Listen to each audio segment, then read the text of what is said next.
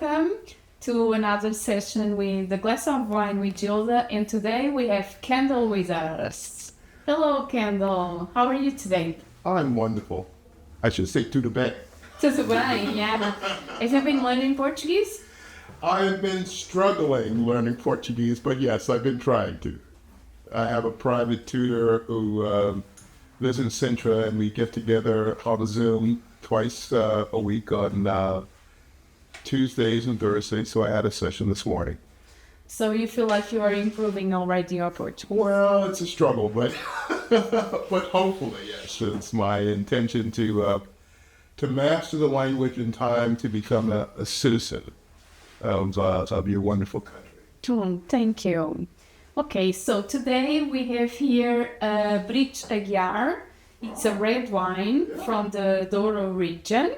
And it goes very well with meats, of course, but especially with grilled meats. So let's try. Sure. Yeah. Kendall, I know you've traveled a lot during your life, and I'm a little bit curious. Why did you choose Portugal? You know, Gilda, that's a question that I'm asked often, and I have been fortunate. I've been a government executive for more than 40 years, and in that time I traveled extensively, a lot in Europe, Africa, the Middle East, a little bit of Latin America, including Brazil, but I had never been to Portugal, interestingly enough. So when I finally retired in 2020, we know we did in 2020, not much, I started doing a lot of research. And I found that Portugal offered a lot that I was looking for.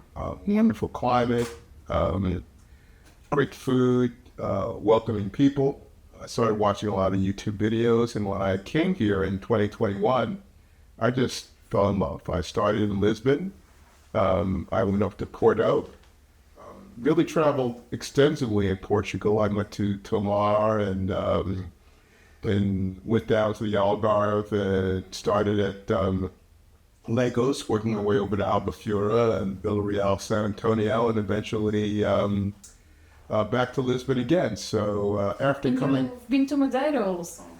Yes. Madeira was a wonderful adventure, and there was a time when it was difficult for me to leave because I needed to get my residency card, and but I took a wonderful trip to Madeira, and I really enjoyed it. And in terms of choosing Portugal, it's what I call a soft landing for me. It offers a lot of diversity. There are a lot of people that look like me here. Most people start to speak to me in Portuguese as opposed to anything else because they think that I'm part of the diaspora. I know where to get a haircut, a little fix. So yeah, let's toast to that. Absolutely. Welcome to Portugal. Thank you.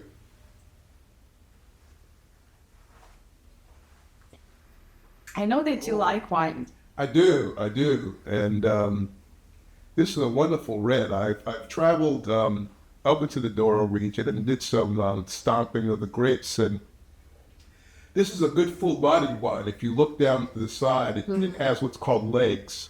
Legs are when wine, when you turn it to the side and go back, it has like a long pour down the side. And I've been to a lot of different wine regions around the world.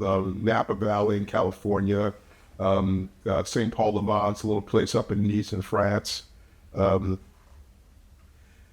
like Chilean wines as well, but I think for the wines of Portugal, it's really underrated. I think if you did some more marketing, it could easily compare with some of the best wines in the world. It is some of the best wines in the world. Yes, and wine. Yeah, it's a shame. And also we have lots of diversity. Sure. It's such a small country. Yeah. You can find so many different wines. Yeah. Well, the Alentejo region, for example, their wines are a little bit more earthy. It's like mama's cooking along with the wines, and the Douro Valley is a little bit more sophisticated in terms of its full-bodied in taste. And then you've got your natural wines and, of course, your port wines. So yeah, you've got some great stuff to to go along with some of the phenomenal foods that you have here. Talking about foods, I don't get to describe yourself as a foodie. How was it in that perspective?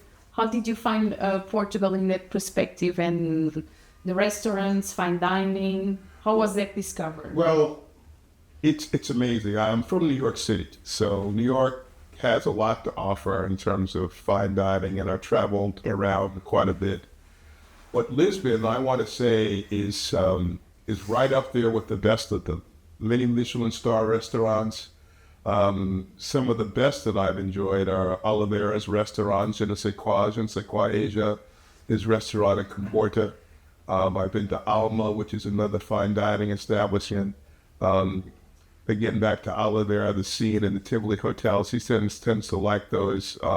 The scene has a wonderful view. Yeah, the wonderful. And the environment is also. Yeah.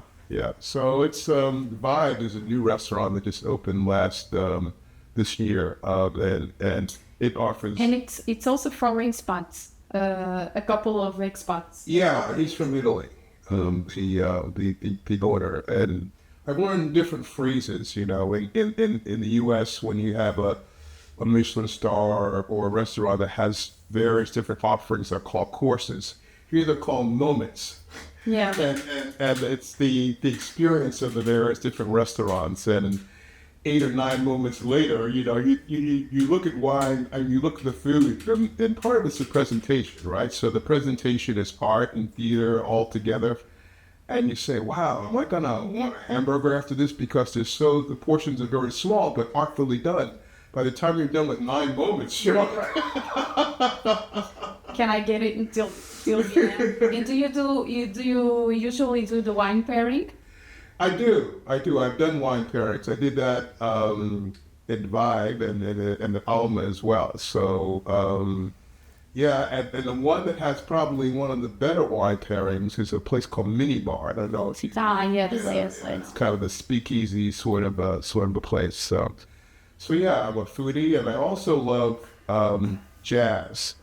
And Portugal has, Lisbon in particular. I mean, there used to be a place called the Hot Club that was destroyed, regrettably, in a flood. But out of the Hot Club, it had some of the best jazz musicians, young jazz musicians. I'm always amazed that the jazz musicians here many of them are under 40, under 30, but they embrace the Great American Songbook and all the standards.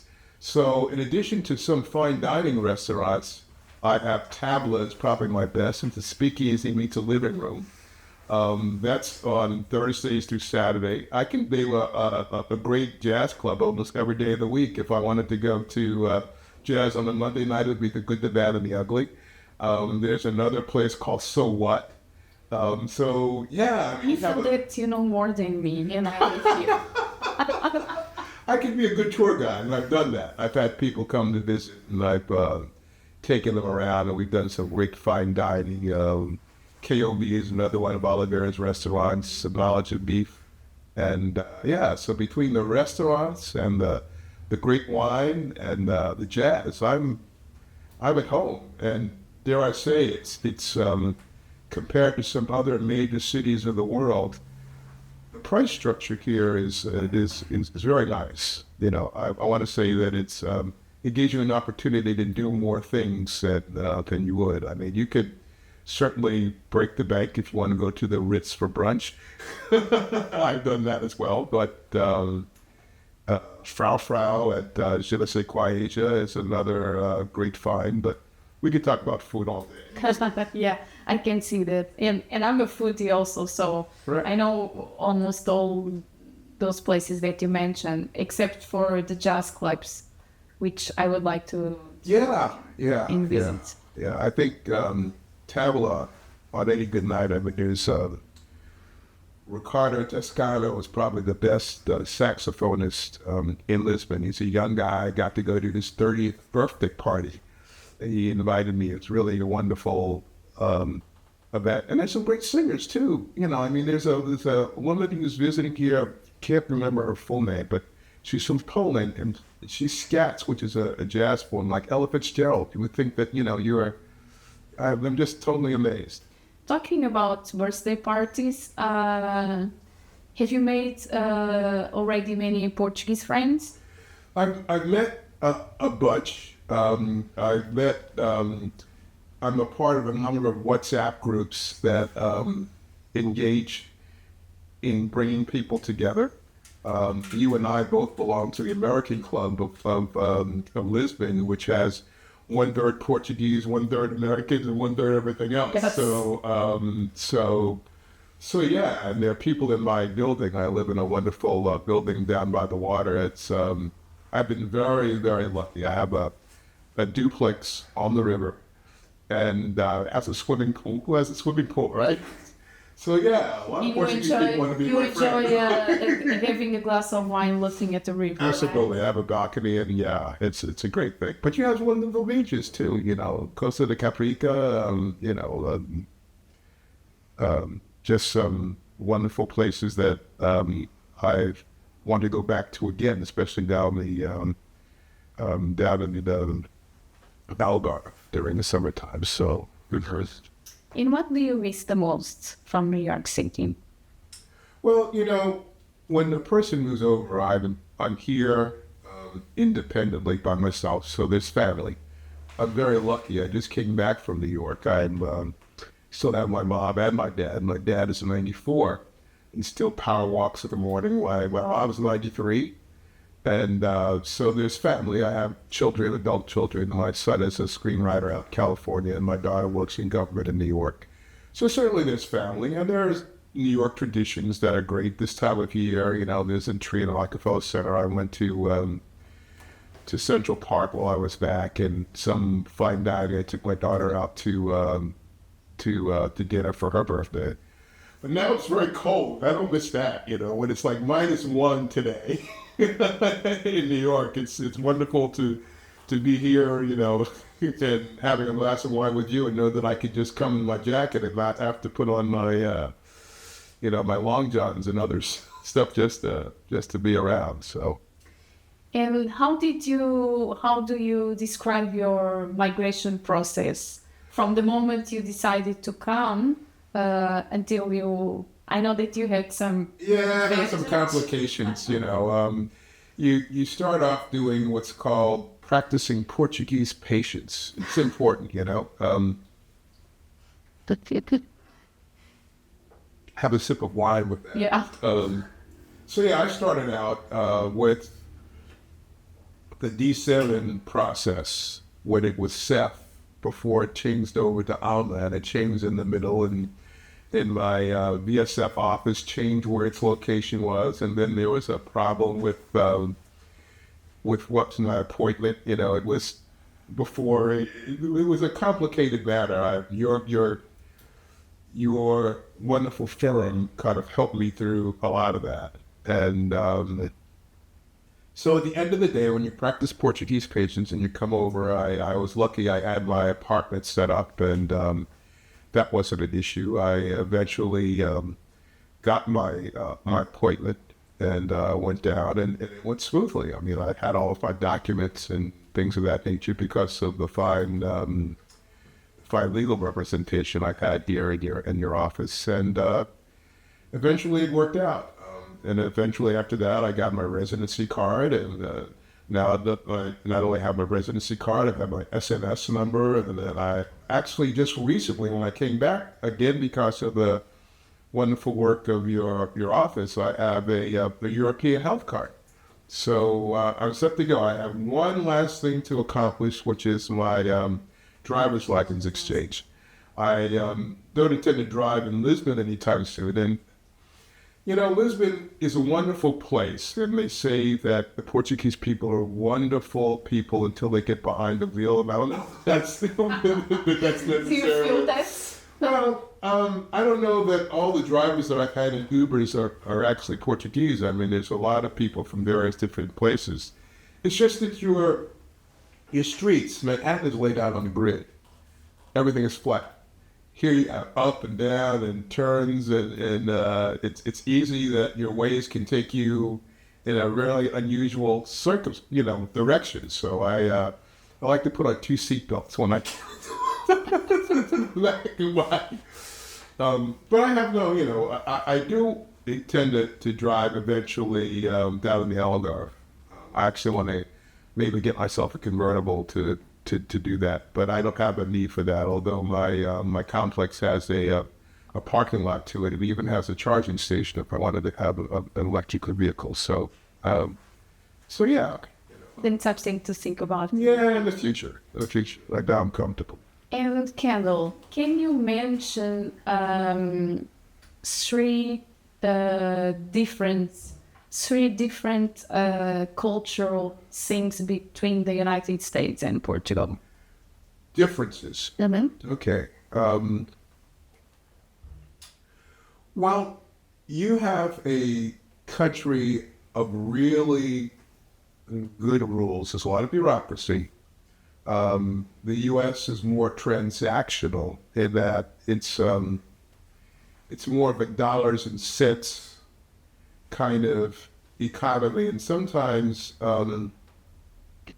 people get ahead of the line because of their ability to be able to pay for that. This country has rules. And it's good to follow those rules. It got you through COVID very well because everybody behaved, The people talk about the crime situation. I mean, I had to unlearn my New York City thinking when I came here. I tell the story that I came out of my jazz club and there was a long alleyway between the club and a major road, and I thought the major road was a great place to catch a Uber. And I'm looking at the alleyway, and it's a dark alley, and I'm going, and, I don't want to walk down that alleyway, And then this woman, she must have been about 85, comes walking down the alleyway every day. You would never do that. When I went back to New York, I found myself against the wall in the subway system, in our metro. Your metros are perfectly safe. People get, there's a crime situation that's somewhat out of control. So certainly crime is one thing. Welcoming is a difference. People tend to be in a hurry and not the most welcoming people in New York, Whereas here, people go out of their way to help you. I talk about when I got to go to a local government office to get a statement that said that I lived where I lived. The Uber dropped me off, and there was a police station across the street. And I was walking towards the police station, and suddenly I just kind of froze, and the police officer looked at me kind of curious. And then I said, I'm looking for this particular office. He said, oh, it's right over. Not only did he show me where, he walked me over. I mean, that would never happen in New York, So there's that. We're trying to think of other cultural differences that might exist. We're both cities that have a lot of immigration, so that's a similarity, and people from all over the world. I think people are used to being in other cultures here because you're so close to the rest of Europe. In the U.S., in New York, you're close to New Jersey. If you want to travel someplace, you could be a half a day and you're still just in Texas. Here people go to Amsterdam for the weekend, Yeah. and I look forward to that. So the ability to be able to travel and the affordability to be able to travel is something that I very much look forward to, particularly now that I'm retired and can do a lot of that. Great. And outside of Lisbon, which place did you like the most? I think I know this one. Well, that's tough. I mean, I found some really amazing cities. I mean, I went to Braga. I went to Tomar. And in Tomar, the Knights Templar. I mean, it's a real thing. And the tourists were really wonderful. The tour guide was wonderful, showing me the courts and all that. Most people said that they like the Algarve. I like the Algarve region, but I think what I liked most in the Algarve region, it's a small inn that's close to Spain. It's Villarreal Center. We actually have some clients that are based there. I think there's something special about the Real Sant Antonio. This is wonderful. I'm going to pour a little more. Is that all right? Okay, first. It's hard with you. I'm sorry. This is a glass of wine with Gilda, so that's the purpose. I'm glad you enjoy. Yeah. I'm sorry. You said you have clients in Villarreal. Yes, yes. They find it very cozy and very friendly. It is. It is. It is. And it's the very end. I mean, you know, if you want to see people behaving badly in the summer, you go to Albufeira. If you want to, you know, there's Faro, and Faro's changing. I mean, people fly into Faro, and it didn't used to be the hot spot, but it's changing. I mean, as people start to move here from various other areas, and then they discover the Algarve. The Algarve would be the equivalent, I guess, of Florida in the U.S. You know, people go down there to retire and play golf, and, you know, I'm more of an action person, so I need the stimulation that Lisbon has to offer. So. And are you happy with that stimulation? I am. I mean, I went home for, it was an extended period of time, almost 2 months, you know. But I really needed to get back here. I needed to, I made more friends. People make an effort to get together. I have one group that gets together for lunch every Wednesday, another that does brunch on Sundays. And so, I'm enjoying my retirement. My children and my brother had to come over to make sure that everything that I was saying was true. Was true. That my pool wasn't Photoshopped. Did your kids enjoy? They did. We had a wonderful time. You know, we went up to Senhora de Monte, the highest point in Lisbon, and we we did some of the touristy things. But I had some friends that had parties in Vic while they were here as well, so they got to meet a number of my American friends that are here. And I think the other thing, you talked about differences.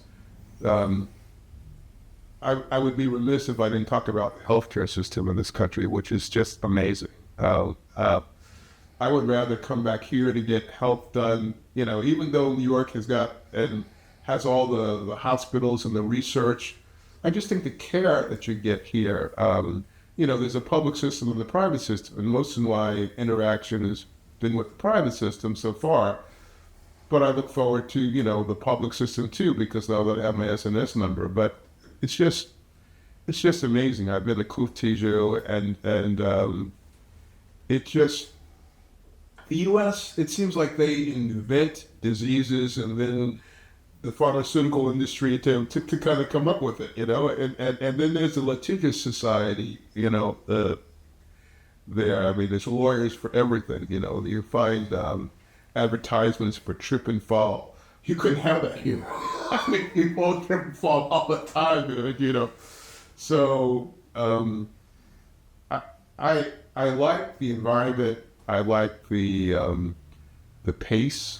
Lisbon is more fast-paced than some other parts, but being from New York, it's become a great soft landing for me, and yeah. And you hope to stay here for many years? Yeah, I'm looking forward to getting my residency, actually.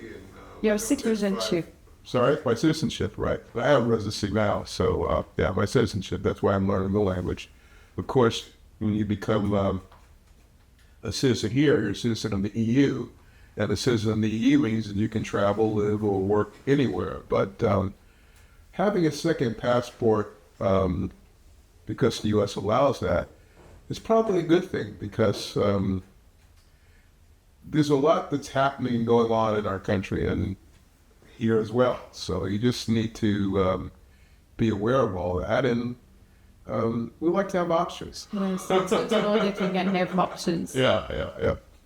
Kendall, it was a pleasure having you here. Sure. And let's hope we can have more wine together. Absolutely. Take care. Thank you. Yes. It was wonderful.